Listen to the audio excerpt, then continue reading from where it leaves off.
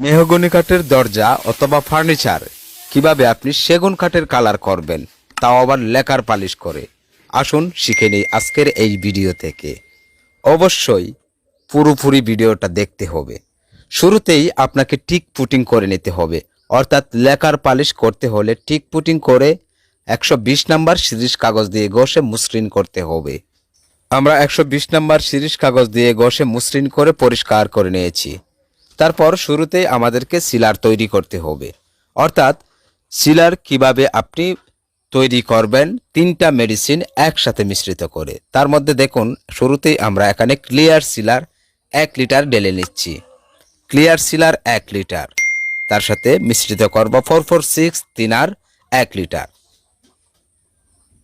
প্রথমে যেটা দিয়েছি এটা হলো ক্লিয়ার সিলার 1 লিটার দিয়েছি। পরিমাণটা ভালোভাবে বুঝে রাখুন। এবার দিয়ে দিব 446 থিনার 100 ভাগ। তাহলে 100 ভাগ দিয়ে দিলাম ক্লিয়ার সিলার, এবার 100 ভাগ দিয়ে দিচ্ছি 446 থিনার। এটাই হচ্ছে পরিমাণের নিয়ম, যে পরিমাণটা নিয়ে অনেকেই সমস্যায় পড়ে থাকেন। পরিমাণ যদি আপনার জানা থাকে সেই ক্ষেত্রে লেকার পালিশ করা কোনো বিষয় না। এবার হার্ডনার দিয়ে দিলাম এখানে 50 ভাগ। তাহলে 50 ভাগ হার্ডনার, 100 ভাগ ক্লিয়ার সিলার, 100 ভাগ 446 থিনার, এই তিনটা একত্রে মিশ্রিত করলাম। এবার স্প্রে গানের মধ্যে সেটা ব্যবহার করতে হবে। স্প্রে গান নিয়ে নিলাম। অবশ্যই হাওয়া চালিত মেশিনে স্প্রে করতে হবে।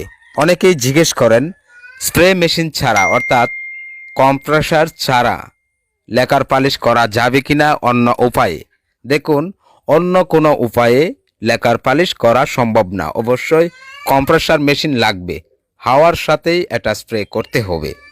এভাবে ঠিক আমরা প্রথম কোট ক্লিয়ার সিলার 1 কোট করছি। আজকে আমরা যেভাবে লেকার পালিশ কমপ্লিট করব ঠিক সেভাবেই আপনাদেরকে বলছি। দেখুন, যেভাবে আমরা মেহগনি কাঠ সাধারণত হ্যান্ড পলিশ অথবা লেকার পলিশ করলে এটা একদম লাল অথবা খয়েরি কালার হয়ে যায়। কিন্তু মজার বিষয় হলো, আমরা আজকে যে লেকার পালিশটা কমপ্লিট করব এটা সেগুন কাঠের কালার আসবে। এই জন্য প্রথমেই আমরা 1 কোট করে নিলাম। 1 কোট ক্লিয়ার সিলার করে নেওয়ার পর 0 কাগজ দিয়ে ঘষে নিতে হবে, অর্থাৎ 320 নাম্বার সিরিজ কাগজ দিয়ে ঘষে নিচ্ছি। খুব ভালোভাবে পুরো ভিডিওটা দেখে আপনাকে বুঝতে হবে। অবশ্যই যদি না বোঝেন সেক্ষেত্রে সমস্যায় পড়ে যাবেন। আমি শুরু থেকে আবারও বলছি আপনাদেরকে, প্রথমেই আমরা টিক পুটিং ব্যবহার করেছি, অর্থাৎ ছিদ্র ফুটা ফাটা এগুলো বন্ধ করে তারপর পুরো দরজাটা 120 নাম্বার সিরিজ কাগজ দিয়ে ঘষে মসৃণ করেছি। ঘষে মসৃণ করে তারপর ব্যবহার করলাম ক্লিয়ার সিলার। মিশ্রণটা তো দেখলেন। প্রয়োজনে একটা ভিডিও আপনি 2 থেকে 3 বার দেখুন, 10 বার দেখুন। ক্লিয়ার সিলার ব্যবহার করার পর মিনিমাম আপনাকে 30 থেকে 35 মিনিট সময় নিতে হবে। সময় নিয়ে তারপর সিরিজ কাগজ দিয়ে, অর্থাৎ 320 নাম্বার কাগজ দিয়ে ঘষে নিতে হবে। 320 নাম্বার সিরিজ কাগজ দিয়ে ঘষে দেখুন, এবার আমরা কিন্তু পুনরায় আরেকবার সিলার ব্যবহার করছি। অর্থাৎ প্রথমে যে ক্লিয়ার সিলার তৈরি করেছিলাম সেভাবেই তৈরি করে আবার পুনরায় ব্যবহার করছি।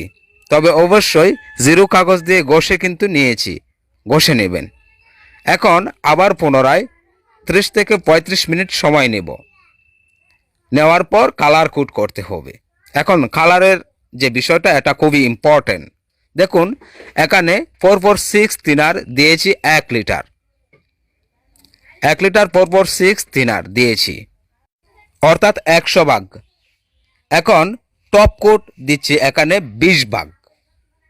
20 ভাগ টপ কোট, 100 ভাগ 446 থিনার, এই দুটো দিলাম। এখন আমাদেরকে দিতে হবে হার্ডনার। হার্ডনারের পরিমাণ কি? হার্ডনার হলো 10 ভাগ। শুধুমাত্র 10 ভাগ হার্ডনার দিতে হবে। আমি আবারও বলছি আপনাদের বোঝার স্বার্থে, 10 ভাগ হার্ডনার, 100 ভাগ 446 থিনার, 20 ভাগ হচ্ছে টপ কোট।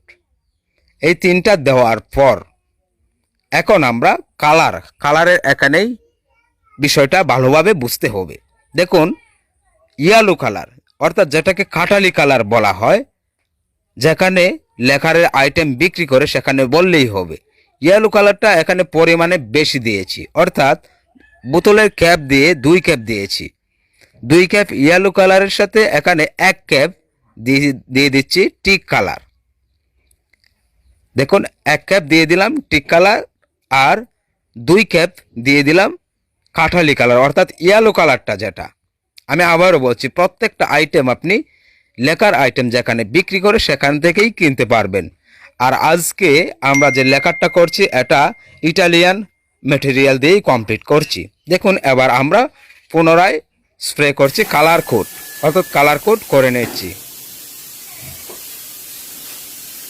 মেহগনি কাঠ অথবা মেহগনি কাঠের ফার্নিচার লেকার পলিশ অথবা হ্যান্ড পলিশ করলে আপনারা সবাই দেখে থাকেন খয়েরি কালার অথবা লাল কালার হয়ে যায়, কিন্তু এই কালারটা কমপ্লিট করছি, দেখতে পারবেন পুরোপুরি সেগুন কাঠের কালার হয়ে যাবে। দেখুন এখানে আপনি যদি ফল থাকে সেই ক্ষেত্রে আপনি ফলের জায়গাগুলোতে একটু কালার বেশি করে দিয়ে, কম বেশি দিয়ে, তারপর আপনি ফলগুলো ম্যাচিং করে নেবেন, অর্থাৎ সাদা জায়গাগুলো। এখানে দেখুন 2 কোট কালার করে নিয়েছি। এবার আমরা ক্লিয়ার টপ কোট ব্যবহার করব। টপ কোট বানানোর ক্ষেত্রে দেখুন 100 ভাগ দিতে হবে 446 থিনার, আর 100 ভাগ দিতে হবে টপ কোট, আর 50 ভাগ দিতে হবে হার্ডনার। এই তিনটাই একত্রে মিশ্রিত করবেন গ্লেজ দেওয়ার জন্য, অর্থাৎ স্পেশাল যে গ্লাস ফিনিশিংটা আসবে সেটা কিন্তু এভাবেই আপনি ক্লিয়ার টপ কোট এবং 446 থিনার হার্ডনার এই তিনটা মিশ্রিত করবেন। পরিমাণটা আবারও বলছি, 446 থিনার 100 ভাগ, টপ কোট 100 ভাগ, 50 ভাগ হার্ডনার, এই তিনটা মিশ্রিত করে বাতাসের সাহায্যে স্প্রে করতে হবে হালকাভাবে। দেখুন কত কোট আপনি দিবেন, অর্থাৎ ফিনিশিংটা আপনি কয় কোট ব্যবহার করবেন। ফিনিশিংটা আপনি 3 থেকে 4 কোট ব্যবহার করবেন, কমপক্ষে 3 কোট ব্যবহার করতেই হবে স্পেশাল ফিনিশিংয়ের জন্য। দেখুন এখানে আমরা 1 কোট দিয়ে দিচ্ছি। এভাবে পুনরায় যখন 1 কোট কমপ্লিট হয়ে যাবে তখন জিরো কাগজ দিয়ে, কোন জিরো কাগজ, 320 নাম্বার কাগজ দিয়ে এর আগে যে ঘষেছিলাম সেই পুরনো কাগজগুলো দিয়ে আবার ঘষে নেব। প্রথম কোট করার পর ঘষে নেওয়ার পর তারপর আপনি আবার আরেক কোট ব্যবহার করবেন, তারপর আবার একটু সময় দিবেন শুকানোর জন্য, তারপর আবার আপনি আরেক কোট করবেন। এভাবে 3 কোট কমপক্ষে ব্যবহার করুন।